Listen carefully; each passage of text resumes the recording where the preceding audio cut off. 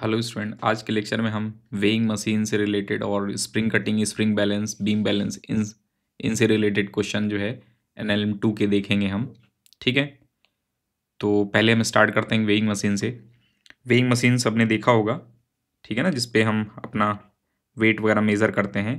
तो weighing machine basically कुछ ऐसा अरेंजमेंट रहता है जिससे नॉर्मल रिएक्शन, जितना यहाँ पर नॉर्मल रिएक्शन मिलता है वही ये मेज़र कर लेते हैं। ठीक है ना, जितना भी नॉर्मल रिएक्शन रहेगा वही रीडिंग बता देंगे ये।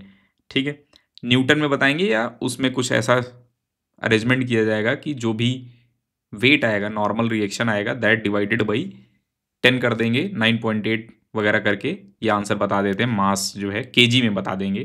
ठीक है, तो हम लिख रहे हैं weighing machine measures weight by measuring normal reaction. Normal reaction कैसे भी करके ये मेजर करेंगे और फिर वो जो है अपना वेट बता देंगे, कितना वेट है वहां पर। स्प्रिंग अरेंजमेंट हो सकता है, इट हैज स्प्रिंग और सम नॉर्मल मेजरिंग अरेंजमेंट। ठीक है ना, या ऐसा कोई मटेरियल हो सकता है जो कि प्रेशर मेजर कर सके। ठीक है ना, प्रेशर जो है, जैसे कोई इलेक्ट्रॉनिक डिवाइस भी रहता है, कई इलेक्ट्रॉनिक जो है वेइंग मशीन रहेंगे, उसमें क्या रहेगा, कोई ऐसा मटेरियल रहेगा जिस पर प्रेशर बढ़ता है तो पोटेंशियल डिफरेंस वगैरह जनरेट कर देते हैं। और ठीक है ना, तो वहां पर इलेक्ट्रिकल सिग्नल में वो कन्वर्ट करके नॉर्मल रिएक्शन मेजर कर लेंगे। लेकिन कोई भी अरेंजमेंट हो, नॉर्मल रिएक्शन मेजरिंग अरेंजमेंट रहेगा, बस इतना हमें दिमाग में रखना है। ठीक है, कि यहाँ पर स्प्रिंग है या फिर कोई भी नॉर्मल मेजरिंग इंस्ट्रूमेंट है जिससे हम नॉर्मल मेजर कर रहे हैं। ठीक है, जैसे अगर हम बात करें वेइंग मशीन रेस्ट पर है या कांस्टेंट वेलोसिटी से अपवर्ड या डाउनवर्ड जा रहे हैं। ठीक है ना, वेइंग मशीन रेस्ट पर है या कांस्टेंट वेलोसिटी से अपवर्ड या डाउनवर्ड जा रहे हैं, तो रीडिंग कितना आएगा, ये डाउनवर्ड फोर्स अपवर्ड फोर्स के बराबर होगा, इक्विलिब्रियम होगा, तो नॉर्मल की वैल्यू कितना हो जाएगा, mg के बराबर हो जाएगा। तो वही यहाँ लिख रहे हैं, weighing machine measure actual weights, ठीक है ना, when system is at rest और moving constant velocity, uniform velocity. इसका मतलब ये हुआ कि जब भी वेइंग मशीन इनर्शियल फ्रेम में रखा रहेगा, इनर्शियल फ्रेम में रखा रहेगा, तो वहां पर ये रीडिंग कितना देगा, mg रीडिंग देगा इनर्शियल फ्रेम में। ठीक है, अच्छा अगर हम बात करें एक्सेलरेटेड लिफ्ट है, ठीक है ना, लिफ्ट अपवर्ड एक्सेलरेट कर रहे हैं या डाउनवर्ड ये अपवर्ड एक्सेलरेट कर रहे हैं, मान लो पहला केस लेकर चल रहे हैं हम। Reading when lift is moving with upward an acceleration. ठीक है, अपवर्ड एक्सेलरेशन इनके पास है, तो अपवर्ड एक्सेलरेशन है, ध्यान रखना वेलोसिटी अपवर्ड भी हो सकते हैं, डाउनवर्ड भी हो सकते हैं। ऐसा हो सकता है कि लिफ्ट नीचे से, ठीक है ना, बॉटम से सडन एक्सेलरेट किए, ठीक है ना, बॉटम से सडन एक्सेलरेट किए, स्टार्टिंग ऑफ द लिफ्ट हो सकता है बॉटम से अपवर्ड की डायरेक्शन में जाते समय, या फिर लिफ्ट ऊपर से आते हुए नीचे जो है रुकने वाले हैं। ठीक है ना, लिफ्ट ऊपर से आ रही, नीचे रुकने वाले हैं, तब भी अपवर्ड एक्सेलरेशन होगा। तो इन दोनों केस के लिए नॉर्मल जो है हम देख रहे हैं, तो यहां पर एक्सेलरेशन अपवर्ड है तो नॉर्मल बड़े होंगे, तो नॉर्मल चलाने वाला फोर्स माइनस mg। इस पर्सन पर बेसिकली हम एनएलएम लगा रहे हैं, नॉर्मल हो गया और mg डाउनवर्ड फोर्स है, तो normal minus mg is equal to ma। तो यहां पर नॉर्मल की वैल्यू कितना मिल जाएगा, mg प्लस a। ठीक है ना, नॉर्मल की वैल्यू मिल जाएगा mg प्लस a। ठीक है, तो यहां नॉर्मल मिल जाएगा हमें, तो इसी को हम आज के बाद बोलेंगे जी इफेक्टिव। ठीक है ना, normal is equal to m into ji effective. ठीक है ना, ई डबल एफ से लिख देंगे, और लिफ्ट जब अपवर्ड एक्सेलरेट करेंगे तो जी इफेक्टिव की वैल्यू कितना बोलेंगे हम, जी प्लस ए। ठीक है ना, for upward accelerating lift g effective is equal to g plus a. समझ रहे हैं, जी प्लस ए रहेगा ये लिफ्ट का जो है अपवर्ड एक्सेलरेटिंग लिफ्ट में जी इफेक्टिव की वैल्यू। ये याद रखना थोड़ा सा, अभी धीरे धीरे समझ जाएंगे हम, एक दो टर्म ऐसे और आएंगे, ठीक है ना, तब हमको याद हो जाएगा ये।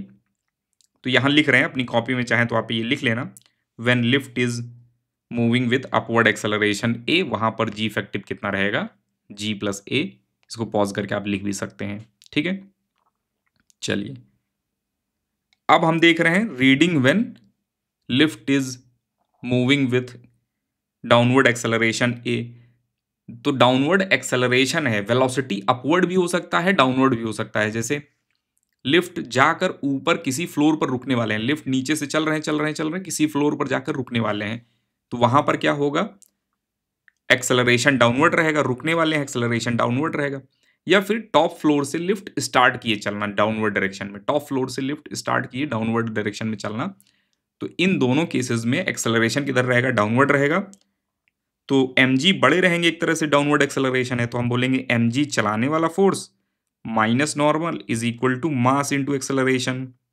ठीक है ना, अगर पर्सन का वीडी बनाए हम अलग से, तो हमको ऐसा दिखेगा कि नॉर्मल फोर्स ये रहा और mg फोर्स डाउनवर्ड लग रहा है और एक्सेलरेशन किधर है, डाउनवर्ड, तो चलाने वाला हो जाएगा mg minus normal is equal to ma।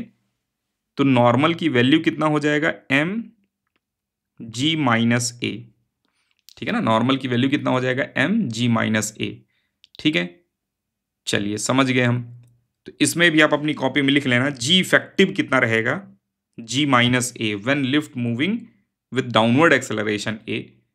Velocity की बात नहीं कर रहे हैं, ध्यान रखना, वेलोसिटी में कंफ्यूज हो जाते हैं बहुत ज़्यादा। तो वेलोसिटी से हमें कोई लेना देना ही नहीं है, हमें एक्सेलरेशन से लेना देना है। जब अपवर्ड एक्सेलरेशन a रहेगा तो g plus a g effective, जब डाउनवर्ड एक्सेलरेशन a रहेगा तो g minus a g effective. ठीक है, अच्छा अब हम एक क्वेश्चन कर रहे हैं, the ratio of reading on a weighing machine is 5:3 when lift is accelerating upward and downward. ठीक है ना, with same acceleration magnitude of same acceleration, find acceleration of lift. तो एक केस है जिसमें लिफ्ट ऊपर जा रही है एक्सेलरेशन से, तो 5/3 रीडिंग है। ठीक है ना, रेशियो है 5/3। अपवर्ड एक्सेलरेशन ए रहेगा तो g प्लस ए और डाउनवर्ड एक्सेलरेशन ए रहेगा तो g माइनस ए। तो ध्यान से अगर देखें तो एम कट गया, तो यहाँ लिख सकते हैं 5g minus 5a is equal to 3g plus 3a। तो यहाँ पर मिल गया 2g is equal to 8a, a is equal to g/4। ठीक है ना, एक्सेलरेशन की वैल्यू कितना मिल जाएगा, g/4। ठीक है, चलिए अब हम आगे चलते हैं, या एक्सेलरेशन की वैल्यू अगर 10 रख लेंगे तो 10/4। ठीक है ना, 5/2 2.5 लिख सकते हैं, दैट इज ऑल्सो करेक्ट। एक क्वेश्चन देखना, find the reading on weighing machine increase by 30% when lift start accelerating upward। तो लिफ्ट जो है अपवर्ड एक्सेलरेट करना जब स्टार्ट करते हैं तो 30% रीडिंग बढ़ जा रही है। तो पहले मान लो रीडिंग कितना है, mg, तो जब लिफ्ट एक्सेलरेट करना अपवर्ड स्टार्ट किए तो कितना हो जाएगा, 30% इंक्रीज हो गया 1.3 mg। ठीक है, ये मैथमेटिकल टूल में हमने शायद 9th क्लास में देखा था, तो चाहे तो आप मैथमेटिकल टूल के 9th क्लास वाला लेक्चर देख सकते हैं। वहाँ पर बताया था कि कोई भी क्वांटिटी अगर x है, ठीक है ना, कोई भी क्वांटिटी x है, अगर 10% इंक्रीज किए तो 1.1x हो जाएगा। अगर x 1% इंक्रीज किए तो 1.01x हो जाएगा, न्यू जो बनेगा। अगर मान लो 10% डिक्रीज कर गए x, तो न्यू कितना बचेगा, 0.9x। मान लो 5% डिक्रीज कर गए तो 0.95x। समझ रहे हैं ना, तो 30% यहाँ इंक्रीज कर गया तो 1.3x। mg is equal to mg plus a। तो ध्यान से अगर देखें तो m से m कट जाएगा और इधर जो है g लेकर आएंगे तो कितना मिल जाएगा, 0.3 g is equal to acceleration. ये भी लिख सकते हैं 3g/10 भी लिख सकते हैं, या फिर 3 मीटर पर सेकेंड स्क्वायर भी लिख सकते हैं। अगर हम g की वैल्यू 10 रख लें तब ये भी लिख सकते हैं, 3 भी लिख सकते हैं, दैट इज ऑल्सो करेक्ट। कर लेंगे ऐसे क्वेश्चन। चलिए अब हम देखते हैं स्प्रिंग बैलेंस। ठीक है, जैसे अगर हम बात करें वेइंग मशीन नॉर्मल मेजर करते हैं, तो स्प्रिंग बैलेंस जो है टेंशन मेजर करते हैं। ठीक है ना, तो स्प्रिंग बैलेंस के जस्ट बगल जो स्ट्रिंग है उसमें जितना भी टेंशन रहेगा वही इनकी रीडिंग रहेगा। ठीक है ना, तो यहां लिख रहे हैं it measures tension in string connected with spring balance. ठीक है ना, तो ये क्या मेजर करेंगे, टेंशन इन कनेक्टेड स्ट्रिंग। तो यहां पर अभी जैसे टेंशन कितना है, mg, तो इनकी रीडिंग कितनी रहेगी, जो भी रीडिंग कितनी रहेगी, mg। तो जब ये बनते हैं स्प्रिंग बैलेंस तो बेसिकली इसमें एक स्प्रिंग होगा, ये देख रहे हैं हम ध्यान से अगर देखें तो ये स्प्रिंग है, ठीक है ना। और ये जो है जैसे जैसे वेट बढ़ाएंगे तो ये स्प्रिंग जो है इलोंगेट होते रहेंगे, इलोंगेट होते रहेंगे, तो रीडिंग बढ़ता रहेगा। जैसे यहाँ पर ध्यान से देखें अगर हम, तो रीडिंग है 10, ठीक है ना, यहाँ 0 है, 10, 20, 30, 40, 50। जैसे जैसे वेट बढ़ाएंगे तो स्प्रिंग का इलोंगेशन बढ़ेगा और रीडिंग बढ़ेगी, ठीक है ना। तो spring balance basically tension measuring device है, ऐसा समझ लो, टेंशन ये मेजर करेंगे, ठीक है ना। तो यहाँ लिख रहे हैं it measures tension in wire connected with spring balance, ठीक है ना। और बार बार हमारे लिए ये डायग्राम बनाना कॉम्प्लिकेटेड रहेगा, तो हम ऐसे डायग्राम बनाएंगे, ठीक है ना। अभी कितनी रीडिंग रहेगी, यहाँ पर mg है तो यहाँ पर रीडिंग कितना रहेगा mg, रीडिंग कितना आएगा mg। मास में अगर रीडिंग बताएंगे तो जो भी आएगा रीडिंग ये टेंशन डिवाइडेड बाई g कर देंगे, दैट इज रीडिंग इन मास, ठीक है। लिफ्ट अगर अपवर्ड एक्सेलरेटिंग है, वेलोसिटी किधर भी हो सकता है, v अप भी हो सकता है और डाउन भी हो सकता है v, ठीक है ना। तो इसमें जैसे हमने अभी देखा था नॉर्मल रिएक्शन चलाने वाला था, तो यहाँ टेंशन चलाने वाला इस ब्लॉक का अगर हम एफवीडी बनाएं ग्राउंड फ्रेम में, तो चलाने वाला टेंशन माइनस रोकने वाला mg is equal to mass into acceleration, तो टेंशन मिल जाएगा यही mg effective g plus a आ जाएगा आंसर, g इफेक्टिव। तो वो चाहे स्प्रिंग बैलेंस हो या फिर वेइंग मशीन हो, दोनों में आंसर सेम आएगा, ठीक है ना। mg इफेक्टिव रहेगा, वही सेम आंसर, ठीक है। और इसमें भी वही सेम आंसर, डाउनवर्ड एक्सेलरेशन रहेगा लिफ्ट का, तो वहां पर भी mg इफेक्टिव और g इफेक्टिव की वैल्यू कितना रहेगा, g माइनस a, ठीक है। तो इसके लिए हम अलग से कोई क्वेश्चन नहीं कर रहे हैं, जैसे ये दोनों क्वेश्चन किया हमने, तो यहां पर ये भी लिख सकते थे the reading on spring balance increase by 30%, तो स्प्रिंग बैलेंस का क्वेश्चन हो जाएगा, कोई दिक्कत नहीं है। इसमें the ratio of reading on spring balance is 5:3, तो सेम क्वेश्चन स्प्रिंग बैलेंस के लिए भी बन जाएगा, तो हम अलग से स्प्रिंग बैलेंस का क्वेश्चन नहीं कर रहे हैं, ठीक है। तो जो भी रीडिंग रहेगा वही स्प्रिंग बैलेंस की रीडिंग आ जाएगा बेसिकली, ठीक है। अब ध्यान से ये क्वेश्चन देखना, इसमें बोला गया find reading of spring balance, spring balance की रीडिंग कितना रहेगा, और दोनों साइड mm के मास रखे गए हैं। तो ध्यान से देखना, यहां टेंशन कितना है mg, यहां टेंशन कितना है mg, तो यहां टेंशन mg रहेगा तो इसकी रीडिंग कितना आएगा mg आ जाएगा रीडिंग, ठीक है ना। अगर वेट वाइज पूछेंगे तो mg, मास वाइज पूछेंगे तो mg divided by g, m आ जाएगा रीडिंग। 2 mg नहीं बता देंगे या 0 mg नहीं बता देंगे, ये क्या मेजर करता है, टेंशन इन कनेक्टेड स्ट्रिंग, जो भी इसके सीरीज में कनेक्शन है उसी का टेंशन मेजर करके बता देगा, बस ये ऐसा समझ लो, ठीक है। अगर हमसे बोला जाए यहां पर रीडिंग कितना आएगा, तो यहां पर चूंकि दोनों फोर्स जो है, दोनों ये वेट अलग अलग हैं, तो ये सिस्टम चल जाएगा, तो हम लिखेंगे चलाने वाला फोर्स, ध्यान से देखना यहां पर चलाने वाला फोर्स 2 mg, रोकने वाला कितना है mg, तो 2 mg minus mg is equal to mass, ठीक है ना, 3m इंटू एक्सेलरेशन, तो एक्सेलरेशन आ जाएगा g/3। अब इसका एफवीडी बनाएंगे तो इसको चलाने वाला फोर्स कितना है, टेंशन, तो चलाने वाला टेंशन माइनस रोकने वाला mg is equal to mass into acceleration g/3, तो टेंशन कितना मिल जाएगा, ध्यान से देखना 4mg/3, ये टेंशन मिल जाएगा हमें 4mg/3, तो 4mg/3 टेंशन आ गया, तो यहां भी कैलकुलेट करेंगे वही आएगा, और इसकी रीडिंग कितना रहेगा टेंशन के बराबर, it means reading of spring balance is 4mg/3, और मास में अगर रीडिंग बताएंगे तो 4m/3 मास में रीडिंग आ जाएगा, ठीक है। चलिए, इसमें बोला गया है कि find reading of both spring balance, तो कितने भी स्प्रिंग बैलेंस लगा दें, ठीक है ना। तो यहां टेंशन अगर मासलेस स्प्रिंग बैलेंस है तो यहां टेंशन mg, यहां टेंशन mg, यहां टेंशन mg, तो इसकी भी रीडिंग mg रहेगा, इसकी भी रीडिंग mg ही रहेगा अगर मासलेस है तब, ठीक है। चलिए, नेक्स्ट देख रहे हैं हम बीम बैलेंस, तराजू जिसको बोलते हैं, ठीक है ना, सबने देखा होगा बीम बैलेंस। और ये जो है बीम बैलेंस की अगर हम बात करें तो वैसे तो हम इसको, इस पर न्यूमेरिकल कुछ हम देखेंगे ये आरबीडी चैप्टर में, ठीक है ना, जब टॉर्क वगैरह पढ़ेंगे वहां देखेंगे, ठीक है।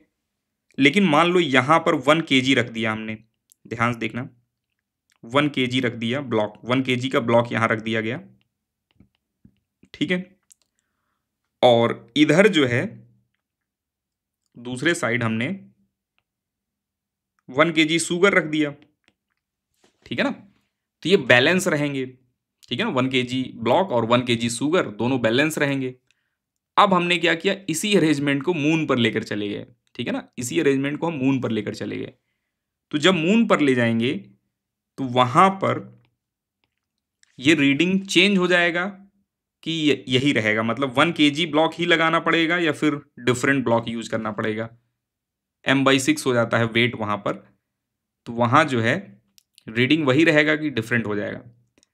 तो ध्यान रखना वहां पर भी यहां बैलेंस करने के लिए हमें 1 kg मास ही रिक्वायर होगा फॉर बैलेंसिंग 1 kg शुगर। क्यों? क्योंकि इनका भी वेट कम हो गया, इनका भी वेट कम हो जाएगा, तो दोनों का वेट कम हो गया ना, बाई सिक्स दोनों हो गए, तो कोई डिफरेंस नहीं आएगा। Beam balance will give correct reading on moon also. अच्छा, अगर हम बात करें स्प्रिंग बैलेंस वगैरह, स्प्रिंग बैलेंस अगर हम मून पे लेकर चले गए, ठीक है ना, स्प्रिंग बैलेंस या फिर वेइंग मशीन मून पर लेकर चले गए, तो ये रीडिंग डिस्टर्ब कर देंगे, ठीक है ना। जो अभी रीडिंग आ रही है उसका बाई 6 रीडिंग देंगे मून पर, ठीक है ना, क्योंकि ये जी इफेक्टिव के काम कर रहे हैं, और जी इफेक्टिव की वैल्यू या जी की वैल्यू अगर मून पर देखेंगे तो g/6 है, तो बाई 6 वेट आ जाएगा, बाई 6 रीडिंग आ जाएगा, चाहे वो नॉर्मल रिएक्शन हो या फिर स्प्रिंग बैलेंस की रीडिंग हो, तो बाई 6 आ जाएगा रीडिंग, ठीक है। अच्छा, लेकिन बीम बैलेंस करेक्ट रीडिंग देंगे, वही मास रीड कराएंगे, ठीक है ना। तो यहां लिख रहे हैं हम वही एक statement, beam balance give same reading on moon and in accelerated lift, ठीक है ना, और इन एक्सेलरेटेड लिफ्ट। ध्यान रखना बीम बैलेंस चाहे एक्सेलरेटेड लिफ्ट में हो वहां पर भी करेक्ट रीडिंग देंगे, सेम मास बैलेंस करने के लिए आएगा। क्यों? क्योंकि इनका जितना कम हो गया उतना उनका भी कम हो जाएगा, दोनों का उतना ही कम होगा, तो बैलेंस कर जाएंगे दोनों, ठीक है ना। चलिए, अच्छा, अब हम आगे चलते हैं। अब हम देखेंगे spring and string cutting based question. इसमें कुछ रूल पहले हम बना रहे हैं, वो हम समझते हैं। पहला पॉइंट लिख रहे हैं, tension in string can change suddenly. String में टेंशन सडनली चेंज हो सकता है, ठीक है। जैसे मान लो ये एक स्ट्रिंग है और यहां पर एक स्प्रिंग है, ठीक है ना, दोनों में मान लो टेंशन है, अभी इधर हमने पुल करके रखा है, ठीक है, दोनों में टेंशन है, अभी पुल करके रखा है हमने। जैसे इसको छोड़ेंगे हम, ठीक है ना, दोनों को अगर हम पुल करना छोड़ेंगे जैसे ही, तो यहां पर क्या होगा, मान लो एक ब्लॉक है, एक ब्लॉक भी है यहां, यहां एक ब्लॉक है, ठीक है, ब्लॉक पर हम फोर्स लगा रहे हैं, जो हम फोर्स लगा रहे हैं वो ब्लॉक पर लगा रहे हैं, लेट्स। जैसे ही हम फोर्स रिलीज करेंगे, ठीक है ना, फोर्स हटाएंगे जैसे ही, तो यहां पर क्या होगा, टेंशन सडनली चेंज हो जाएगा, सडनली जीरो हो जाएगा। मान लो ये हॉरिजॉन्टल प्लेन पर है, सडनली जीरो हो जाएगा, ठीक है ना। और यहां पर जैसे ही फोर्स छोड़ेंगे तो क्या होगा, पहले ये ब्लॉक एक्सेलरेट करेगा, ठीक है ना, अपनी लेंथ चेंज करेगा, तो लार्ज लेंथ चेंज रिक्वायर होगा स्प्रिंग में टू चेंज द टेंशन, ठीक है ना। स्प्रिंग में टेंशन चेंज करने के लिए लार्ज लेंथ चेंज या फाइनाइट लेंथ चेंज रिक्वायर हो रहा है, रिक्वायरमेंट आ रही है। लेकिन स्ट्रिंग में ऐसा कुछ नहीं है, स्ट्रिंग में बहुत ही माइनर सा रिक्वायरमेंट आती है लेंथ चेंज की, बहुत ही माइनर सा, आइडियली जीरो आता है, ठीक है ना। तो यहां पर कोई रिक्वायरमेंट ही नहीं थी लेंथ चेंज की, लेकिन यहां पर ब्लॉक को यहां से यहां आना पड़ेगा, तब जाकर स्प्रिंग फोर्स चेंज होगा। तो स्ट्रिंग में टेंशन सडनली चेंज हो सकते हैं, लेकिन स्प्रिंग में टेंशन सडनली चेंज नहीं होते हैं। तो यहां लिख रहे हैं स्ट्रिंग, ये tension in uncut spring can not change suddenly, ठीक है ना। जो स्प्रिंग जो है कट नहीं है, कटेड नहीं है, कटेड खैर कोई वर्ड नहीं होता है, ठीक है ना, जो स्प्रिंग कट नहीं किए गए हैं, ठीक है ना, उनमें टेंशन सडनली चेंज नहीं होगा जस्ट आफ्टर, ठीक है ना, सडनली चेंज नहीं होगा अनकट वाले में। और जो कट स्प्रिंग होंगे उसमें टेंशन कितना हो जाएगा, कट स्प्रिंग हो या फिर कट स्ट्रिंग हो, उसमें आफ्टर कट कितना हो जाएगा, जीरो। जब हमने स्ट्रिंग या स्प्रिंग को कट ही कर दिया तो उसमें किस बात का टेंशन, उसमें टेंशन रहेगा ही नहीं। और अनकट स्प्रिंग में सडन चेंज नहीं होगा, और अनकट स्प्रिंग में सडन चेंज नहीं होगा और अनकट स्ट्रिंग में सडन चेंज हो जाएगा। तो 3 लाइन हमें याद रखनी है। In string uncut tension can change suddenly, in spring uncut, ठीक है ना, अनकट स्प्रिंग में टेंशन सडनली चेंज नहीं होंगे, ठीक है ना। और अगर हम बात करें tension in cut spring and string में, ये become zero just after cut, zero हो जाएगा, ठीक है। अब जैसे क्वेश्चन बोला गया कि ये क्वेश्चन है, find acceleration of each block, find acceleration of each block, ठीक है। तो दोनों केस में हमें बताना एक्सेलरेशन। मान लो पहला ये केस लेते हैं, पहला क्वेश्चन ये है, दूसरा क्वेश्चन ये है। तो इसमें ये वाली स्प्रिंग कट किया, बिफोर कट यहां पर टेंशन कितना था mg, वो तो निकाल सकते हैं हम, FVD बनाएंगे मिल जाएगा हमें। बिफोर कट यहां पर कितना था 3 mg, लेकिन कट होने के बाद कितना हो जाएगा ये 0। तो after cut, just after cut कितना हो जाएगा ये 0, और जस्ट आफ्टर कट ये कितना रहेगा mg का mg ही रहेगा just after cut. Uncut spring में टेंशन वही रहेगा जो बिफोर है। तो अगर हम इनका FVD बनाएं, इस वाले ब्लॉक का FVD बनाएं, 2m का ब्लॉक का FVD बनाएं जस्ट आफ्टर, ठीक है ना, कटिंग अबव स्ट्रिंग, तो इसका वेट लगेगा 2 mg, और एक टेंशन फोर्स स्प्रिंग लगाएंगे mg, और यहां पर जो देखेंगे तो mg है और यहां mg है ये, ठीक है। तो ये बैलेंस है, और इसमें देखेंगे तो चलाने वाला फोर्स कितना है 2 mg, नहीं, चलाने वाला 2 mg plus mg 3 mg is equal to mass into acceleration. तो यहां पर एक्सेलरेशन कितना हो जाएगा 3/2g, समझ रहे हैं, 3/2g हो जाएगा। और बॉटम वाले का देखेंगे, अगर आप इस वाले ब्लॉक का FVD बनाएंगे तो हम बोलेंगे इस वाले ब्लॉक पर फोर्स, ये FVD बनाया हमने, तो इस वाले पर जितना एबव फोर्स है उतना ही बिलो फोर्स है, तो इनका एक्सेलरेशन कितना हो जाएगा 0, और इनका 3g/2 है, 3g/2 है, ठीक है। अच्छा, अब इस वाले क्वेश्चन को देख रहे हैं हम, एक काम करते हैं, इसको हम अलग से लिखते हैं,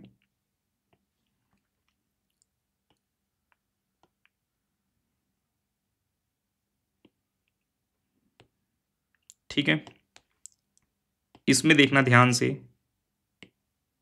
इसमें बॉटम वाले को कट किया हमने, बॉटम वाले को कट करेंगे तो बिफोर कट यहां पर टेंशन mg था, यहां पर टेंशन कितना था 3 mg, लेकिन आफ्टर कट यहां पर 3 mg रहेगा, यहां पर कितना हो जाएगा 0, ठीक है। बिफोर कट लिख लेंगे टेंशन, आफ्टर कट लिख लेंगे। आफ्टर कट इनका FVD बना रहे हैं 2 mg का, 2m का mg FVD बना रहा है, तो डाउनवर्ड फोर्स कितना लगेगा 2 mg, अपवर्ड फोर्स कितना लगेगा 3 mg। तो हम बोलेंगे इनको चलाने वाला फोर्स अपवर्ड कितना है 3 mg, रोकने वाला फोर्स कितना है 2 mg, is equal to mass कितना है 2m इंटू एक्सेलरेशन कितना है a। तो एक्सेलरेशन a कितना हो जाएगा g/2 एक्सेलरेशन हो जाएगा। अच्छा, इनका एक्सेलरेशन अगर हम देखें तो हम बोलेंगे आफ्टर कट केवल और केवल mg फोर्स लग रहा है डाउनवर्ड, तो डाउनवर्ड एक्सेलरेशन होगा इसका। तो चलाने वाला force mg is equal to mass into acceleration 2 मान लो, इसको बोल देते हैं, ये mg चलाने वाला, रोकने वाला कोई है नहीं, तो एक्सेलरेशन कितना हो जाएगा, फ्री फॉल में g ही हो जाएगा इसका एक्सेलरेशन, g डाउनवर्ड इनका एक्सेलरेशन है और इनका g/2 अपवर्ड है, समझ गए। चलिए अब देखना ध्यान से ये क्वेश्चन, यहां पर 2 क्वेश्चन है। बिफोर कट अगर हम बात करें, बिफोर कट, तो यहां पर 3 mg टेंशन है, यहां पर 4 mg टेंशन है, और यहां पर 6 mg टेंशन है।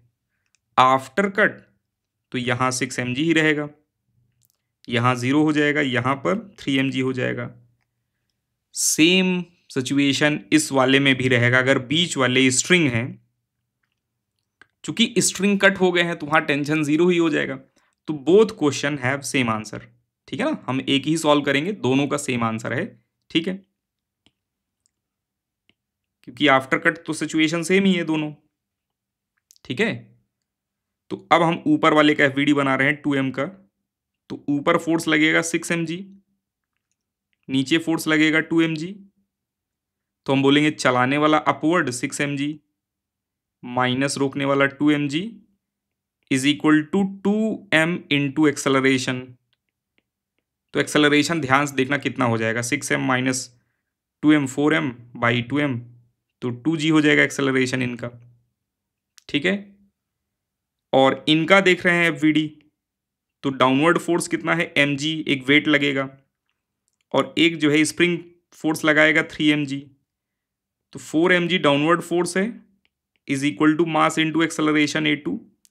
इसका एक्सेलरेशन a2 मान लिया हमने, तो a2 कितना हो जाएगा 4g, समझ रहे हैं। और बॉटम वाले का अगर देखेंगे तो डाउनवर्ड फोर्स है 3 mg, अपवर्ड फोर्स है 3 mg, तो 3 mg कट जाएगा, एक्सेलरेशन कितना हो जाएगा a3 0। समझ गए, चलिए, तो कुछ ये रहेगा ऐसा आंसर, दोनों में सेम आंसर आएगा दोनों में, ठीक है। अब ये क्वेश्चन जो है पॉज करके आप सॉल्व करो, ठीक है ना, पॉज करके सॉल्व करो अच्छे से।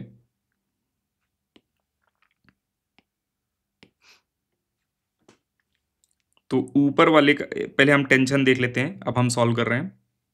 यहां पर आएगा mg, यहां आएगा 3 mg, और यहां पर आएगा 6 mg। ऊपर वाले ब्लॉक का अगर हम एफवीडी बनाएंगे तो आफ्टर कट 3 mg नीचे है वेट, और 3 mg है स्प्रिंग फोर्स। तो इनका एक्सेलरेशन कितना हो जाएगा, चलाने वाला 6 mg is equal to 3m into acceleration a1। तो a1 की वैल्यू मिल जाएगा 2g, समझ रहे हैं। अब जो है इनको देखेंगे हम, तो इनको चलाने वाला नीचे कितना है, वेट इनका 2 mg, एक mg जो है ग्राउंड ये स्प्रिंग दे रहे हैं, ऊपर जो है 3 mg स्प्रिंग दे रहे हैं। तो इनका एक्सेलरेशन कितना हो जाएगा a2 का 0, up is equal to down. Similarly इन पर जो है mg डाउनवर्ड है वेट, और ऊपर जो है mg है टेंशन स्प्रिंग का, तो a3 कितना हो जाएगा 0, ये भी 0 एक्सेलरेशन हो जाएंगे, ठीक है। अब इनका देख रहे हैं हम,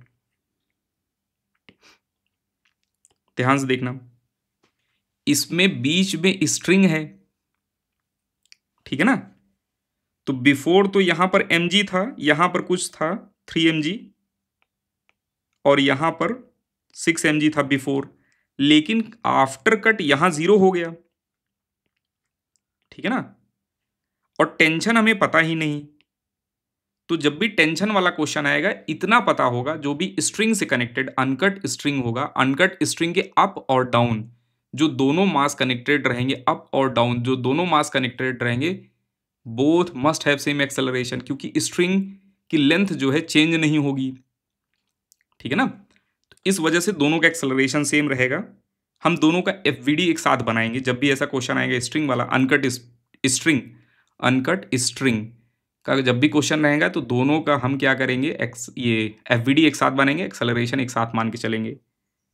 तो इन दोनों कंबाइन एफवीडी बना रहे हैं, तो यहां पर फोर्स लग गया 3 mg, इनका वेट 2 mg, और एक स्प्रिंग फोर्स कितना है mg, ठीक है ना। तो इनका एक्सेलरेशन दोनों का सेम होगा, एक्सेलरेशन a, तो हम लिखेंगे चलाने वाला force mg plus 2 mg plus 3 mg is equal to mass is 5m into acceleration. तो एक्सेलरेशन कितना हो जाएगा 6g डिवाइडेड बाई 5, ये हो जाएगा एक्सेलरेशन 6g डिवाइडेड बाई 5, ठीक है।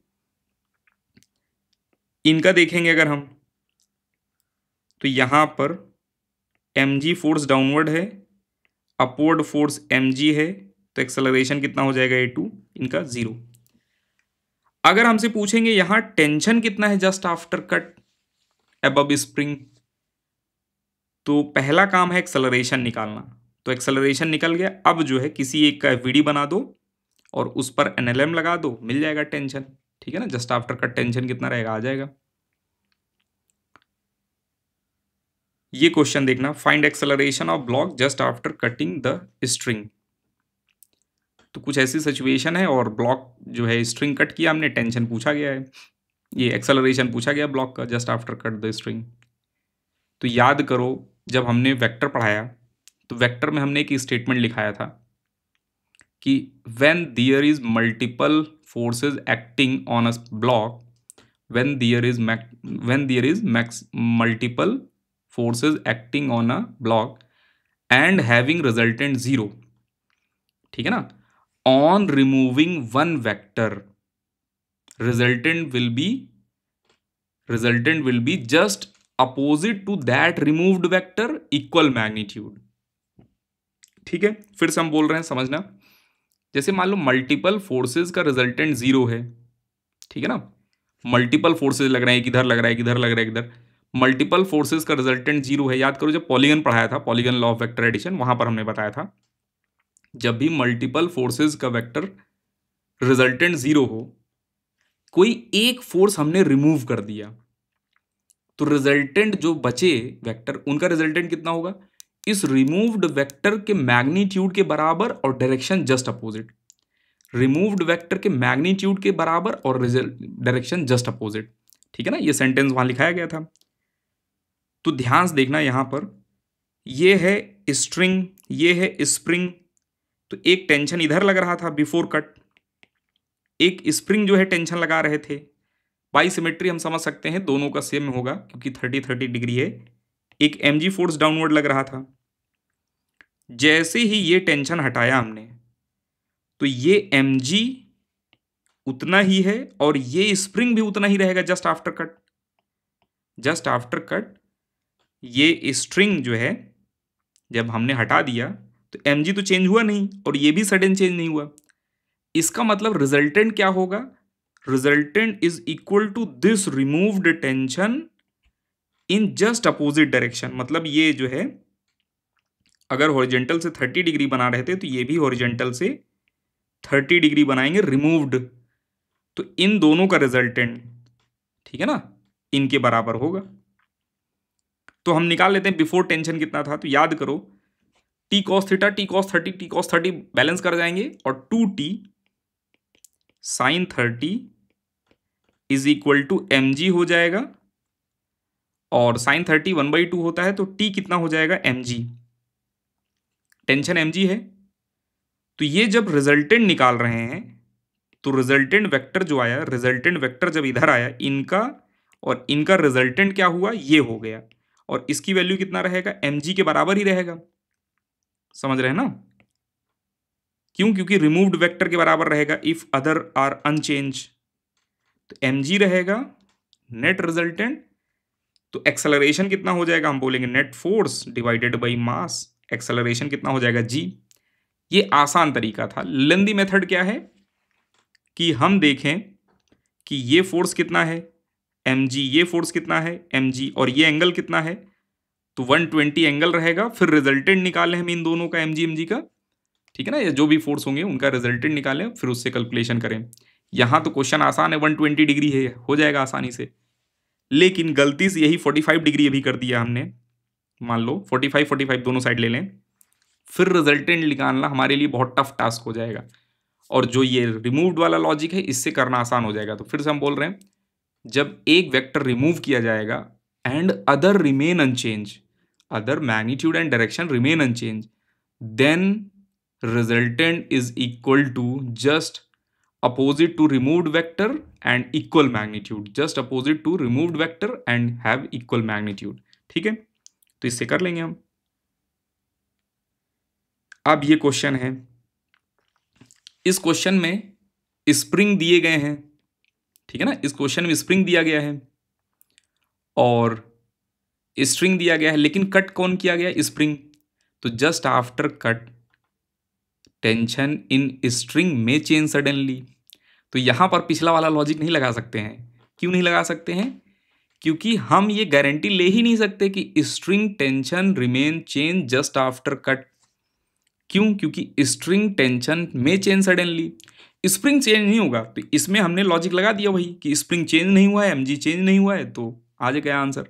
लेकिन यहाँ पर जो जस्ट आफ्टर कट बचे हुए हैं, एक एमजी बचा हुआ है, वो तो सेम रहेगा नो डाउट। दूसरा फोर्स टेंशन है, टेंशन में चेंज सडनली। तो यहां पर उस लॉजिक से हम आंसर नहीं दे सकते हैं, ध्यान रखना। तो यहां पर कैसे देंगे आंसर, ध्यान से देखना। आफ्टर कट ये सिचुएशन है, ठीक है ना, आफ्टर कट ये सिचुएशन है। और चूंकि स्ट्रिंग हमेशा टाइट रहेंगे, स्ट्रिंग हमेशा टाइट रहेंगे, तो ये जो है सर्कुलर मोशन करने वाला है। अब समझ रहे हैं ना, ये जो है सर्कुलर मोशन करेंगे, मतलब ये चलेंगे अब इसके परपेंडिकुलर, स्ट्रिंग के परपेंडिकुलर चलेंगे, ठीक है। तो इस ब्लॉक पर लगने वाले फोर्सेस, एक फोर्स है एमजी डाउनवर्ड डायरेक्शन में, ठीक है। तो एमजी डाउनवर्ड डायरेक्शन में ध्यान से देखना, ये थीटा 30 है, ये 60, ये 30 और ये कितना हो जाएगा 60, ठीक है। तो mg cos 60, ध्यान से देखना, mg cos 60 इधर लगेगा और इधर लगेगा mg sin 60। और ब्लॉक चलेंगे किधर, ब्लॉक चलेंगे इस डायरेक्शन में, ठीक है ना, इस डायरेक्शन में चलेंगे ब्लॉक, स्ट्रिंग के परपेंडिकुलर चलेंगे, क्योंकि सर्कुलर मोशन हो रहा है तो स्ट्रिंग के परपेंडिकुलर ही चलना पड़ेगा। तो इनका कोई यूज ही नहीं है एक्सेलरेशन कैलकुलेशन में। तो अब देख रहे हैं फोर्सेस, एक टेंशन इधर है, एक जो है ये है, और एक ये फोर्स है, चलेंगे ये इधर। तो जिस डायरेक्शन में चलेंगे उसी डायरेक्शन में हमें एनएलएम लगाना है।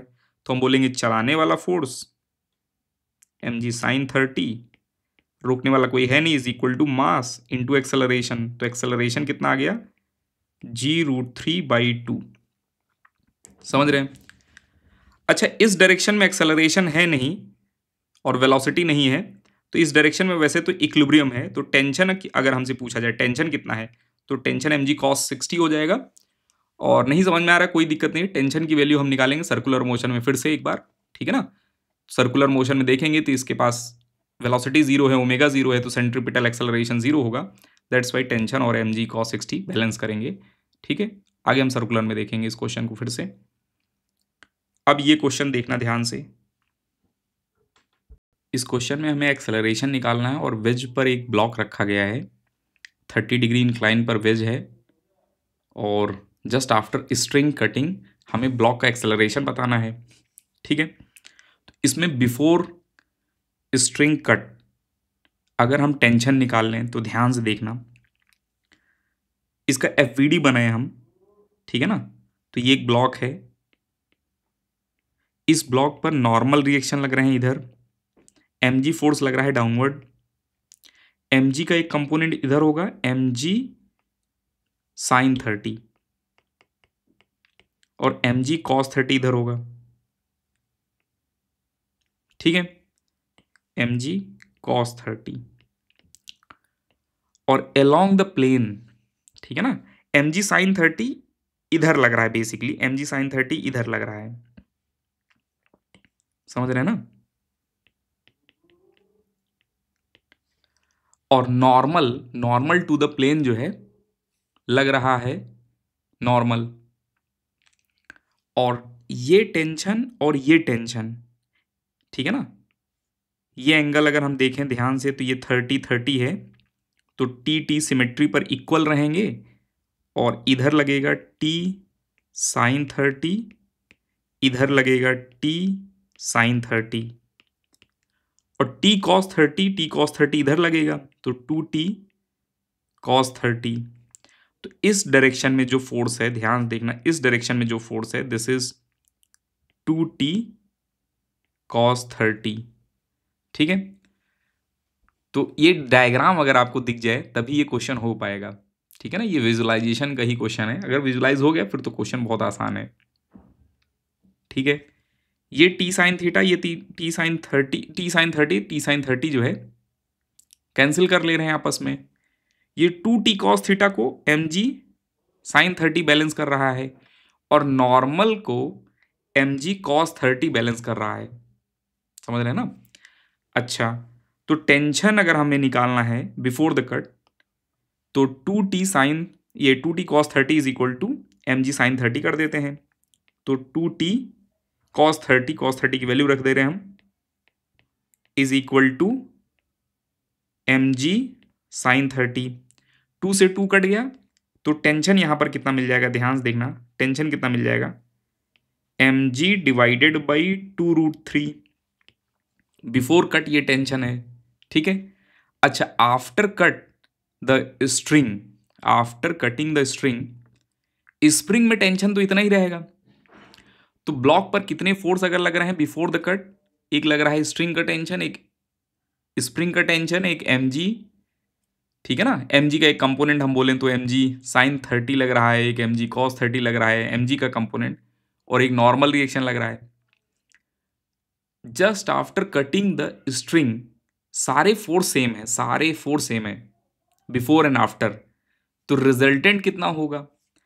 तो वेक्टर वाला वही लॉजिक लगाएंगे हम कि when all multiple forces are acting on a body and have resultant zero, on removing one force, on removing one force resultant of other is equal to just opposite to this removed and opposite direction, have opposite direction, ठीक है ना। उसी वाले logic पर ये question solve करेंगे हम। तो यहां पर जस्ट आफ्टर कट, ये जो है ये रहा टेंशन जो कट किया गया, इसके जस्ट अपोजिट लगेगा नेट फोर्स, इसके जस्ट अपोजिट लगेगा नेट फोर्स, ठीक है ना। और नेट फोर्स कितना होगा हम बोलेंगे, जितना स्ट्रिंग में टेंशन रहेगा बिफोर वही रहेगा, तो इतना रहेगा नेट फोर्स। और एक्सेलरेशन अगर हमें बोलना है तो हम बोलेंगे ma is equal to mg by 2√3, mm get cancel, a become equal to g by 2√3। Clear है, बस आ गया आंसर यही। और नॉर्मल रिएक्शन अगर हमसे पूछेंगे तो mg cos थीटा बता देंगे हम, ठीक है। अच्छा, अब ये क्वेश्चन देखना, इसमें ये थोड़ा सा और टफनेस बढ़ गया, इसमें स्प्रिंग को कट किया गया, ठीक है। तो स्प्रिंग को कट करेंगे तो just after cut the string, ये स्ट्रिंग फोर्स में चेंज सडनली, और यहां चेंज ही होगा। तो यहां पर अब हम वो पिछला वाला लॉजिक नहीं लगा सकते हैं कि जो रिमूव्ड वेक्टर रहेगा उसके जस्ट अपोजिट रहेगा, क्यों, क्योंकि जो रिमेनिंग वेक्टर है उनका डायरेक्ट ये वैल्यू ही चेंज हो सकता है, हमें नहीं आइडिया है कि वैल्यू चेंज हो रहा है कि नहीं चेंज हो रहा है, ठीक है। तो इसको कैसे करेंगे, जैसा पिछला वाला क्वेश्चन किया था हमने, ये वाला क्वेश्चन, ठीक है ना, कि block will move normal to the string, block will move normal to the string. तो यहां पर ये ब्लॉक जो है normal to the string move करेगा, normal to the string move करेगा, ठीक है, इस डायरेक्शन में मूव करेगा ये, ठीक है। अब बात है चलाने वाला फोर्स इस डायरेक्शन में कौन सा रहेगा, तो ये फोर्स तो हट गया है, स्प्रिंग तो हट गए, समझ रहे हैं ना, स्प्रिंग हट गए, ठीक है। ये ऑन द प्लेन हम एक लाइन ड्रॉ कर रहे हैं, ठीक है ना, ऑन द प्लेन एक लाइन ड्रॉ कर रहे हैं ये, और इधर फोर्स कौन सा लग रहा है, mg साइन 30, और mg cos theta will provide normal. mg sine 30 का एक कंपोनेंट लगेगा जो इधर रहेगा, ध्यान देखना, इस डायरेक्शन में रहेगा। ये एंगल अगर हम ध्यान देखें तो इस एंगल के बराबर है, और ये एंगल 30 था क्योंकि ये 60 था टोटल, तो ये भी 30 रहेगा। तो mg का कौन सा कंपोनेंट इधर आएगा, अगर ध्यान देखें mg साइन 30 का, तो mg sine 30 multiply by cos 30 इधर आएगा। और इधर कौन सा कंपोनेंट रहेगा, पैरेलल टू द प्लेन है, ये प्लेन के पैरेलल ही बात हो रही है, सब कुछ समझ रहे हैं ना, प्लेन के पैरेलल ही बात हो रही है यहां पर। और इधर आएगा mg sine 30 multiply by sine 30, ठीक है ना। तो चलाने वाला फोर्स यही है, क्योंकि ब्लॉक चलेगा इधर ही, स्ट्रिंग के परपेंडिकुलर चलेगा, ठीक है ना। नॉर्मल चला नहीं सकता क्योंकि नॉर्मल जो है ये इंक्लाइन प्लेन के पैरेलल है नहीं, कोई कंपोनेंट आएगा ही नहीं इंक्लाइन प्लेन के पैरेलल, नॉर्मल का कोई कंपोनेंट। तो चलाने वाला फोर्स कितना हो जाएगा, mg sine 30 into sine 30 is equal to ma। तो एक्सेलरेशन कितना हो जाएगा, g बाई 4, ठीक है ना। एक्सेलरेशन हो जाएगा g/4 यहाँ पर, ठीक है। और टेंशन अगर हमसे पूछेंगे after cut, just after cut tension कितना रहेगा, तो tension is this much amount just after cut, ठीक है ना। फिर चेंज होने लगेगा क्योंकि सर्कुलर मोशन होगा, तो सर्कुलर मोशन में सेंट्रीपिटल वगैरह की रिक्वायरमेंट आती है, तो वो भी तो टफ है कैलकुलेट करना आपके लिए, ठीक है। जब सर्कुलर पढ़ लेंगे तो उसको देखेंगे हम। अब एक कॉन्सेप्ट आता है reduce mass concept of Atwood machine. कई टफ क्वेश्चन को ये बहुत आसान कर देते हैं। तो एटवुड मशीन हम पढ़ रहे हैं ताकि जो टफ क्वेश्चन है वो आसान हो सके। बिना एटवुड मशीन के भी क्वेश्चन हो जाएगा, लेकिन बहुत लेंदी जाएगा, वो सॉल्व कर पाना हमारे लिए नियर टू इम्पॉसिबल रहेगा, ठीक है। तो एटवुड मशीन एक कॉन्सेप्ट हम देख रहे हैं, इससे क्वेश्चन सॉल्व करना हमारे लिए बहुत आसान हो जाएगा। देखना ध्यान से, हमने सॉल्व किया तो यहाँ पर जो टेंशन मिला हमें, ठीक है ना, ये टेंशन यहाँ पर जो मिल रहा है 2m1m2 divided by m1 plus m2 into g मिला हमें, ये टेंशन समझ रहे हैं। हमने सॉल्व किया है इसको, चलाने वाला माइनस रोकने वाला is equal to mass into acceleration से एक्सेलरेशन फाइंड आउट किया। उसके बाद किसी एक ब्लॉक का एफवीडी बनाकर उस पर चलाने वाला रोकने वाला देखा हमने, और टेंशन कैलकुलेट किया, टेंशन की वैल्यू हमें ये मिल गई, ठीक है, हमने सॉल्व किया था, ठीक है। अच्छा, तो इसको हमने बोला 2μg, ठीक है ना। म्यू क्या रहेगा, रिड्यूस मास, ठीक है ना, म्यू क्या रहेगा, रिड्यूस मास, इसीलिए इसका नाम पड़ा है रिड्यूस मास कॉन्सेप्ट, ठीक है। जहां पर भी टू ब्लॉक सिस्टम रहते हैं वहां पर फिजिक्स में मोस्ट ऑफ द केस में म्यू आ जाता है। म्यू एक टर्म है जिसको m1 m2 divided by m1 plus m2 बार बार ना लिखा जाए, इसलिए हम उसको म्यू से लिख लेते हैं, ठीक है ना। रिफ्रैक्टिव इंडेक्स वगैरह नहीं है ये, ठीक है ना, एक अलग टर्म डिफाइन कर रहे हैं हम, म्यू, ठीक है ना। कोई भी मतलब ये सिंबल ले सकते थे, लेकिन ज़्यादातर बुक्स में म्यू दिया जाता है, तो हम भी म्यू ही यूज कर रहे हैं, ठीक है। तो इसको बोलते हैं रिड्यूस मास, ठीक है, म्यू से रिप्रेजेंट कर रहे हैं।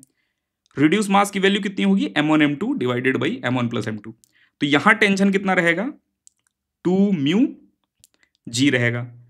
अच्छा, यहां टेंशन कितना रहेगा, t डैश, अगर हमसे बोला जाए तो हम बोलेंगे 2t, दैट इज 4μg, ठीक है। इसी सिस्टम को अगर हम, ध्यान सुनना, इसी सिस्टम को जब ये रेस्ट पर है, इनर्शियल फ्रेम में है अर्थ पर, तब तो ये आंसर आ रहा है। हम लेकर चले गए मून पर, तो मून पर क्या आंसर आएगा, बाई सिक्स, समझ रहे हैं ना। अच्छा, हम लेकर चले गए लिफ्ट में, इसी सिस्टम को लिफ्ट में लेकर चले गए, पूरा का पूरा सिस्टम लिया ऐसे ही यूं, और पूरा का पूरा सिस्टम हम लिफ्ट में लेकर चले गए, तो लिफ्ट में क्या आ जाएगा, 4μg इफेक्टिव आ जाएगा, 4μg, ये 2μg इफेक्टिव आ जाएगा। बस यहाँ इफेक्टिव टर्म आ जाएगा बस, और कोई डिफरेंस नहीं आने वाला है। अगर हम लिफ्ट में रहेंगे तो 4μg इफेक्टिव टी डैश रहेगा, और टी कितना रहेगा, 2μg इफेक्टिव, समझ रहे हैं। अच्छा, अब ध्यान सुनना, ठीक है, ये याद रखना इतना में, ठीक है ना। अगर इतना याद रहेगा तो अभी हम क्वेश्चन करेंगे, बहुत आसानी से क्वेश्चन होंगे, ठीक है।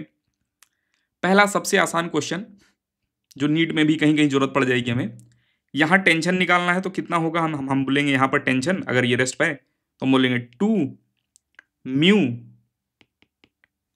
m1 m2 divided by m1 plus m2 into g, ठीक है। तो ये 2 से कट करिए हमने इसे, तो 6 है 3, 8g/3, 80/3 न्यूटन, मिल गया आंसर, ठीक है ना। एक फॉर्मूला याद किया हमने, उससे बहुत तेजी से आंसर निकाल लिया बस हमने, ठीक है। ये तो बहुत आसान क्वेश्चन था, इसको तो बिना इसके फॉर्मूले से भी कर सकते थे, चलाने वाला रोकने वाला करके हम एक्सेलरेशन निकालते, और एक्सेलरेशन से फिर हम कैलकुलेट कर लेंगे, ये टेंशन कैलकुलेट कर लेंगे किसी एक बॉडी का एफवीडी बनाकर। समस्या आएगी ये क्वेश्चन में, ठीक है ना। हमसे बोला गया कि m की वैल्यू क्या रहे, ठीक है ना, find m so that it will remain at rest. m की वैल्यू कितनी रहे कि ये रेस्ट पर रहे, तो हम बोलेंगे इसको पहले रेस्ट पर मान लो कि रेस्ट पर है ये, और ये दोनों आपस में चल रहे हैं, तो यहां टेंशन कितना होगा बताओ, यहां टेंशन कितना होगा, यहां टेंशन होगा 2μg, यहां टेंशन कितना होगा 4μg। इसका मतलब जब ये नहीं चल रहा है कैपिटल M, तो यहां पर भी टेंशन कितना रहेगा 4μg। इसका मतलब कैपिटल M की value capital mg is equal to 4μg हो जाएगा, और m की वैल्यू क्या आ जाएगी 4μ के बराबर रहेगा। तो m की वैल्यू कितना रख देंगे, 2 इंटू ये sorry 4 into 2 into 4 divided by 2 plus 4। ठीक है, तो यहां पर ये 2 से कट कर रहे हैं, 3 आ जाएगा नीचे, 16/3 kg। तो कैपिटल M की वैल्यू अगर 16/3 kg रहेगा तो ये capital M remain at rest पर रहेगा। समझ रहे हैं ना? ये भी आसान क्वेश्चन है अभी। ठीक है, इसका ढंग का यूज अभी आगे नेक्स्ट में क्वेश्चन में देखेंगे हम। ठीक है, अब ध्यान से देखना, फाइंड टेंशन इन, ठीक है ना, tension and acceleration if system is on moon. तो जब भी इस टाइप के क्वेश्चन आए हैं, ठीक है ना, तो पहले क्या करना है, अर्थ फ्रेम में सॉल्व करना है। पहला काम क्या करना है, अर्थ फ्रेम में सॉल्व करना है। तो अर्थ फ्रेम में टेंशन कितना रहेगा, 2 म्यू, ये m प्लस 3m 4m बन जाएगा, इंटू जी। अर्थ फ्रेम में ध्यान सुनना, अभी अर्थ के लिए सॉल्व कर रहे हैं हम, मून पर नहीं गए अभी। तो एक m से एक m कट जाएगा, और यहां पर 2 से 4 कट गया, 2 3m g/2। ये तो अर्थ पर है। अगर हम मून पर रहेंगे तो क्या बोल देंगे, बस जी की जगह जी इफेक्टिव यूज करेंगे बस। और जी इफेक्टिव की वैल्यू कितनी होगी मून पर, g/6। तो यहां रख देंगे जी की जगह पर g/6, तो आ जाएगा कितना आंसर, m g/6। तो 3 से कटेगा, आ जाएगा 2, और 2 2 4। ये टेंशन हो जाएगा। अब हमसे पूछा गया एक्सेलरेशन बता दो इसका। यहां पर एक्सेलरेशन कितना रहेगा, तो एक्सेलरेशन या तो पूछा जाएगा क्वेश्चन में, या तो टेंशन पूछा जाएगा। मान लो केवल एक्सेलरेशन पूछा गया होता तो हम एडवर्ड मशीन का लॉजिक नहीं लगाएंगे, तब हम क्या करेंगे, चलाने वाला फोर्स माइनस रोकने वाला force is equal to mass into acceleration. Acceleration की वैल्यू मिल गया कितना, 2mg डिवाइडेड बाई 4m, और ये m से m कैंसल, तो कितना आ गया एक्सेलरेशन, g/2। अर्थ पे g/2 है, तो बस क्या करना है हमें, g की जगह g इफेक्टिव लिख देना है बस। तो आंसर अब लिख रहे हैं g/12, ये आ गया आंसर। समझ रहे हैं? तो अर्थ के लिए सॉल्व करेंगे, और वही जो है लास्ट जब नंबर आएगा g इफेक्टिव, तो g इफेक्टिव की जगह अगर लिफ्ट में रहेंगे तो g, ये g+a upward accelerating lift, downward accelerating lift के लिए g-a, और मून पर रहेंगे तो g/6 लगा देंगे। सेम क्वेश्चन जैसे ये पूछा गया हमसे कि find acceleration of the ball with respect to lift and ground. तो ध्यान रखना, जो भी हम कैलकुलेट करेंगे जी इफेक्टिव वाले लॉजिक से, तो वो विथ रिस्पेक्ट टू लिफ्ट आएगा आंसर। ठीक है, अब यहां टेंशन चाहिए। ठीक है, शॉर्टकट टेंशन निकालना है हमें, तो हम बोलेंगे tension is equal to 2 mu into ji effective, बस यही आंसर रहेगा। ठीक है ना, तो हम बोलेंगे 2 म्यू की वैल्यू कितना हो जाएगा, m into 3m divided by 4m into ji effective. For upward accelerating lift g effective is equal to g+a। तो जी इफेक्टिव की वैल्यू कितना हो जाएगा, g+g/2, 3g/2। कटवट करते हैं, एक m से एक m कट गया, ये 2 से 2 कट गया, तो यहां पर आ गया आंसर 9m g/4। टेंशन आ गया ये। ठीक है ना, अब हमें निकालना था एक्सेलरेशन। तो या तो टेंशन पूछेंगे एग्जाम में, या तो एक्सेलरेशन पूछेंगे, बहुत रेयर है कि दोनों पूछें वो आपसे। अच्छा, अगर मान लो टेंशन ये एक्सेलरेशन पूछा होता तब क्या करते हम, तो हम करते कि पहले इसको अर्थ फ्रेम में जो है सॉल्व करते एक्सेलरेशन। तो इसको है ही नहीं, मान लो कि ये सिस्टम जो है अर्थ पे है, तो हम बोलेंगे चलाने वाला फोर्स 3mg, रोकने वाला mg is equal to 4ma। तो एक्सेलरेशन की वैल्यू कितना हो जाएगा, 2g/4, g/2 आ जाएगा एक्सेलरेशन। बस क्या करना है हमें, g इफेक्टिव लिख देना है बस, यहीं समझ रहे हैं ना, लास्ट स्टेप में g इफेक्टिव लिख देना बस। तो g इफेक्टिव की वैल्यू कितनी है, 3g/2 निकाला था हमने, तो 1/2 3g/2। एक्सेलरेशन कितना आ गया, 3g/4। ये तो आ गया acceleration with respect to lift.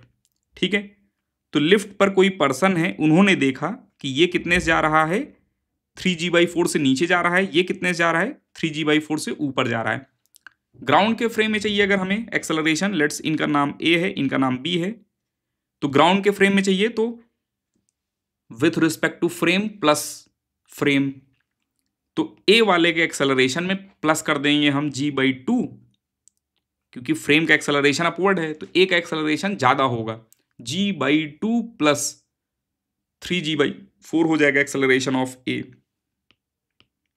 Acceleration of a हो जाएगा with respect to frame plus frame, तो 2 से ऊपर नीचे मल्टीप्लाई डिवाइड कर देते हैं g/2 में, तो आ जाएगा 5g/4। समझ गए। और एक्सेलरेशन ऑफ बी अगर देखेंगे तो एक्सेलरेशन ऑफ बी कितना आ जाएगा, with respect to lift downward जा रहे हैं 3g/4 से, तो 3g/4 माइनस g/2, तो यहां पर आ जाएगा कितना, ये ऊपर नीचे 2 से मल्टीप्लाई डिवाइड करते हैं और ऐड करेंगे तो आ जाएगा g/4, ठीक है ना, डाउनवर्ड डायरेक्शन में, और यहां पर 5g/4 आया था अपवर्ड डायरेक्शन में, ठीक है।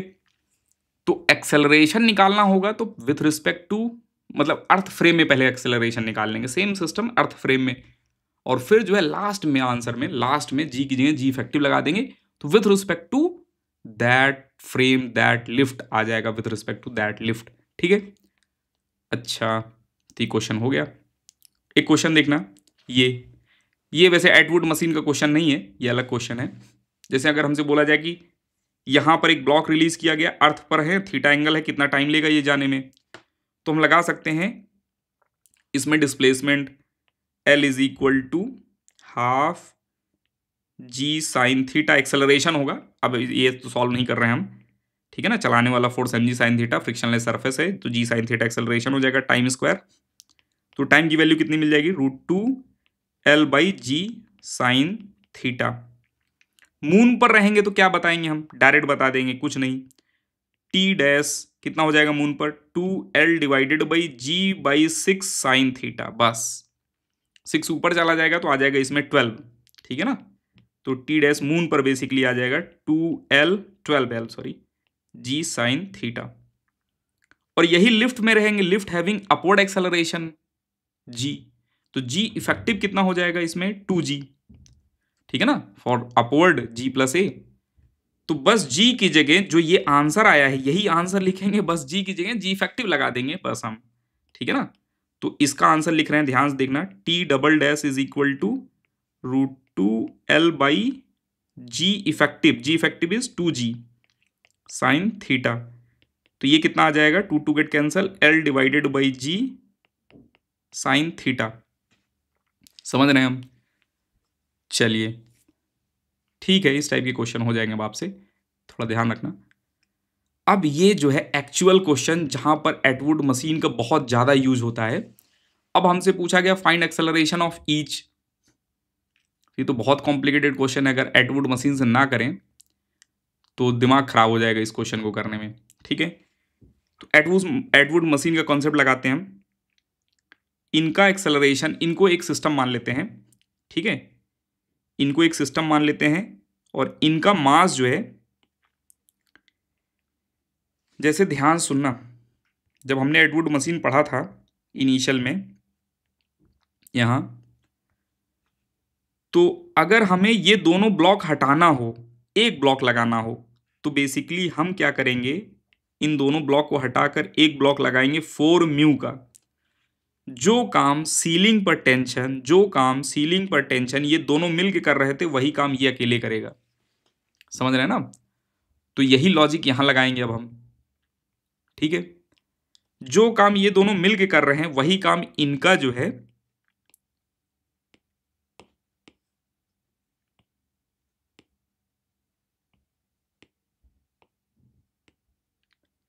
इनका रिड्यूस मास 4μ करेगा, वही काम, ठीक है ना। तो इसका एक्सेलरेशन निकालना थोड़ा आसान रहेगा हमारे लिए, ठीक है। अब देखना ध्यान से, तो 4μ लिख रहे हैं हम, 4 multiply by m into 2m divided by 3m, m से m कट गया, कितना मिल गया हमें 8m/3, तो बेसिकली हम क्या करेंगे, इसको हटाएंगे हम पूरा और यहां लिख लेंगे 8m/3 का मास है, तो ये डाउनवर्ड फोर्स कितना लगाएगा 8mg/3, इधर mg/3, तो चलाने वाला फोर्स कितना हो गया 8mg/3 माइनस mg रोकने वाला is equal to mass m+8/3 मिल के बना देंगे कितना, तो 8 + 3 11 m/3 एक्सेलरेशन। तो ध्यान देखना m गेट कैंसल और इसको सिंप्लीफाई कर रहे हैं तो आ जाएगा 5g divided by 11 is equal to acceleration. ठीक है, ये एक्सेलरेशन आ गया। तो ये एक्सेलरेशन किसका आया, इनका आया, और ये जो है सिस्टम जो है पूरा का पूरा सिस्टम ये इनका एक्सेलरेशन आ गया। ठीक है ना, 5g/11। अब ध्यान सुनना, अभी आसान क्वेश्चन नहीं है, अभी भी टफ क्वेश्चन है, केयरफुल होकर देखना। अभी तो इन दोनों का एक्सेलरेशन बताना है हमें, ठीक है ना। तो नीट के लिए नहीं है ये क्वेश्चन, ठीक है ना, नीट के लिए नहीं है ये मेंस और एडवांस के लिए रहेगा। ठीक है, नीट वाले अब लीव कर सकते हैं, नीट के लिए अब क्वेश्चन नहीं है, बस एक ही क्वेश्चन ये लास्ट है। ठीक है, आप लीव कर सकते हैं चाहें तो। ठीक है, अब ध्यान सुनना, मान लो ये ना होता, ठीक है ना, ये एक इमेजिनरी लिफ्ट है, समझ लो एक इमेजिनरी लिफ्ट है और लिफ्ट इतने एक्सेलरेशन से डाउन जा रहे हैं। ठीक है ना, तो हमें एक्सेलरेशन बताना था इन दोनों का, तो हम बोलेंगे मान लो ये लिफ्ट है ही नहीं, ग्राउंड फ्रेम में है, तो पहले ग्राउंड फ्रेम में सॉल्व कर लेते हैं हम इस क्वेश्चन को। तो ग्राउंड फ्रेम में कैसे सॉल्व करेंगे, तो हम बोलेंगे चलाने वाला फोर्स 2mg, रोकने वाला फोर्स mg, तो चलाने वाला 2mg minus mg is equal to 3m into acceleration. तो एक्सेलरेशन मिल गया कितना g/3, समझ रहे हैं। लेकिन लिफ्ट के रिस्पेक्ट में जो एक्सेलरेशन आएगा वो आएगा g इफेक्टिव, बस g की जगह क्या लिखना है हमें, g इफेक्टिव। और यहां g इफेक्टिव क्या रहेगा, क्योंकि ये डाउनवर्ड जा रहा है पूरा सिस्टम, तो g इफेक्टिव रहेगा g माइनस 5g/11 और आ जाएगा ये कितना 6g/11। तो g की जगह g इफेक्टिव लिखेंगे हम और लिखेंगे g ये 6/11। ठीक है ना, तो कट करेंगे तो यहां पर आ जाएगा acceleration is equal to 2g/11। अब ध्यान सुनना, इस बॉडी का एक्सेलरेशन, इस ब्लॉक का एक्सेलरेशन डाउनवर्ड है और कितना है 2g/11, और इस ब्लॉक का एक्सेलरेशन अपवर्ड है, कितना है 2g/11, लेकिन किसके रिस्पेक्ट में, इस लिफ्ट के रिस्पेक्ट में। तो इसको ग्राउंड फ्रेम में हमें ले जाना है, समझ रहे हैं ना, ग्राउंड फ्रेम में ले जाना है। तो ग्राउंड फ्रेम में ले जाने के लिए ये लिफ्ट वाला एक्सेलरेशन हमें फिर से लिखना पड़ेगा, थोड़ा सा ये लेंदी हो गया क्वेश्चन, ठीक है ना। तो एक दो बार देखेंगे तभी दिखेगा, ये थोड़ा सा टफ ही क्वेश्चन है, ठीक है, एडवांस लेवल का है बिल्कुल। तो ध्यान से देखना, आप क्या मिल गया हमें, इनका acceleration with respect to this lift मिल गया हमें, इनका acceleration with respect to this lift मिल गया हमें। ठीक है, तो लिफ्ट जा रहे हैं डाउनवर्ड, तो एक्सेलरेशन 2m का लिख रहे हैं हम, तो एक्सेलरेशन ऑफ 2m, तो with respect to lift plus lift, तो ये कितना हो जाएगा 7g/11। ठीक है, क्योंकि नीचे जा रहा है 2m और लिफ्ट भी नीचे जा रही है, तो with respect to lift and lift with respect to observer plus observer. नहीं समझ में आ रहा है तो आप रिलेटिव फिर से पढ़ें, ठीक है ना, वीडियो लेक्चर देखें, रिलेटिव फिर से अच्छे से पढ़ें। ठीक है, और अगर हम बात करें m का एक्सेलरेशन कितना होगा, तो with respect to lift upward है g/2g/11 और लिफ्ट खुद 5g/11 से जा रहा है, तो एक्चुअल में 5g/11 ज्यादा बड़ा नंबर है। ठीक है ना, तो हम बोलेंगे डाउनवर्ड एक्सेलरेशन रहेगा इसका, और इनका भी डाउनवर्ड आया है, और 5g/11 माइनस 2g/11 कर रहे हैं हम। ठीक है ना, क्योंकि 2g/11 छोटा नंबर है, तो हमें पता है 5g/11 ही डिसाइड करेगा कि किधर जाएगा, ये किधर एक्सेलरेट करेगा। तो ये आ जाएंगे कितना 3g/11। ठीक है, ये क्वेश्चन अगर हम एटवुड मशीन का लॉजिक नहीं लगाएंगे तो और टफ रहेगा, बहुत ज़्यादा टफ रहेगा। ठीक है, कई सारी इक्वेशन सॉल्व करनी पड़ेगी तब जाकर आएगा। ठीक है, ये क्वेश्चन है, इस क्वेश्चन को रहने देते हैं। ठीक है, और इसके बाद ये बहुत सारे, अब यही लॉजिक लगाना है हमें। ठीक है, चलिए हम एक काम करते हैं, ये क्वेश्चन करते हैं। ठीक है ना, इसकी वैल्यू बताना है ताकि ये सारे सिस्टम रेस्ट पर हैं। तो हम क्या करेंगे, पहले इनको जो है हटाएंगे। तो इनको हटाएंगे तो क्या लिखेंगे यहां पर, 4 टाइम 4 डिवाइडेड बाई 3 + 4, समझ रहे हैं ना। तो ये आ जाएगा 48 डिवाइडेड बाई 7 kg।